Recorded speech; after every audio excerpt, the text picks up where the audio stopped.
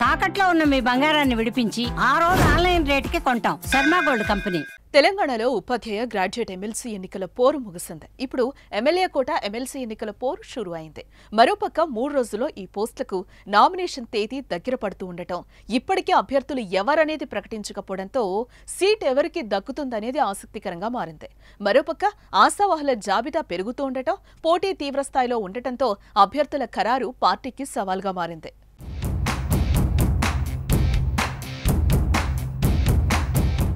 తెలంగాణలో ఎమ్మెల్సీ అభ్యర్థులు ఎవరు అనే సస్పెన్స్ కాంగ్రెస్ పార్టీ నేతల్లో నెలకొంది.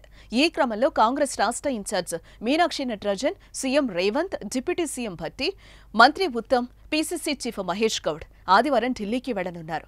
అదే రోజున ఏఐసీసీ పెద్దలతో తెలంగాణ కాంగ్రెస్ నేతలు భేటీ కానున్నారు. ఇక తెలంగాణలో ఎమ్మెల్యే కోట ఎమ్మెల్సీ అభ్యర్థులను అదే రోజు అధిష్టానం ఖరారు చేయనున్నట్లుగా తెలుస్తోంది.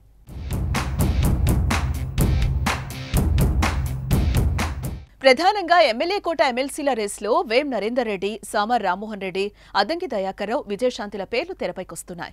రెడ్డి కోటాలో వేం నరేందర్ రెడ్డి పేరు బలంగా వినిపిస్తోంది. దీనికి తోడు ఆయన సీఎం రేవంత్ రెడ్డి అత్యంత సన్నిహితుడితో పాటు సీఎం రాజకీయ సలహాదారుడు కావడంతో అతని పేరు దాదాపుగా కన్ఫర్మ్ అయినట్లే అని పార్టీ వర్గాల్లో చర్చించుకుంటున్నాయి. మరోపక్క సామాజిక సమీకరణాల ఆధారంగా ఇప్పుడు అవకాశం దక్కకుంటే రాజ్యసభకు పంపే ప్రతిపాదన పరిశీలనలో ఉన్నట్లు సమాచారం. ఒకవేళ అదే జరిగితే రెడ్డి సామాజిక వర్గం నుంచి వినిపిస్తున్న మరో పేరు సామర్ రామ్మోహన్ రెడ్డి.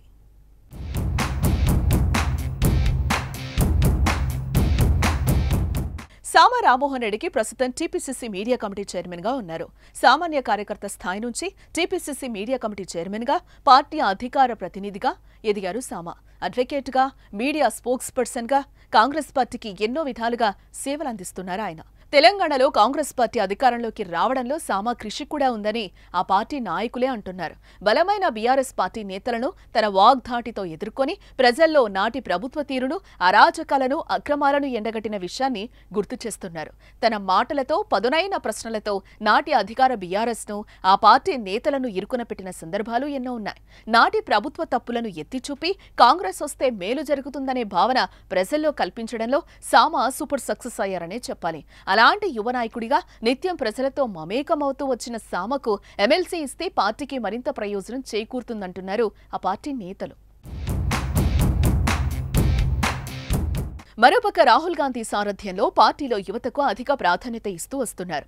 రాబోయే 25 ఏళ్ల కాంగ్రెస్ భవిష్యత్తును దృష్టిలో పెట్టుకుని పార్టీలోని యువరక్తాన్ని ప్రోత్సహిస్తున్నారు. ఇదే విషయం సీఎం రేవంత్ రెడ్డితో పాటు తెలంగాణ కాంగ్రెస్ పార్టీ కొత్త ఇన్ఛార్జ్ మీనాక్షి నటరాజన్ సైతం బహిరంగంగానే ప్రకటించారు. సో ఏ విధంగా చూసుకున్నా యువనేత సామా రామ్మోహన్ రెడ్డికి MLA quota MLC seat confirm అయినట్లే. ఏ విధంగా చూసినా చట్టసభలకు వెళ్లే అవకాశం సామాకుందని, సామాకే ఎమ్మెల్సీ ఇవ్వాలని పార్టీలోని యువ నాయకులు డిమాండ్ చేస్తున్నారు. ఇక ఎస్సీ కోట నుంచి అద్దంకి దయాకర్ పేరు బలంగా వినిపిస్తోంది. తెలంగాణ పాలిటిక్స్ లో అద్దంకి పేరు తెలియని వారు ఎవ్వరూ ఉండరు. టీవీ ఛానళ్లు, యూట్యూబ్ ఛానళ్ల ద్వారా కాంగ్రెస్ పార్టీ వాయిస్ ను ప్రజల్లోకి బలంగా తీసుకెళ్లిన నేతగా ఆయనకు ప్రత్యేక గుర్తింపే ఉంది.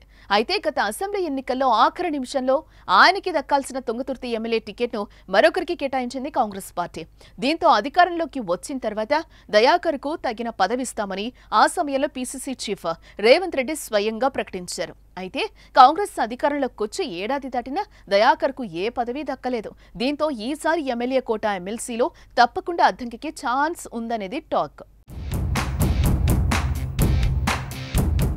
ఇక నిన్న మొన్నటి వరకు సైలెంట్ గా ఉన్న విజయశాంతి కూడా ఎమ్మెల్యే కోట ఎమ్మెల్సీ రేసులోకి వచ్చారు.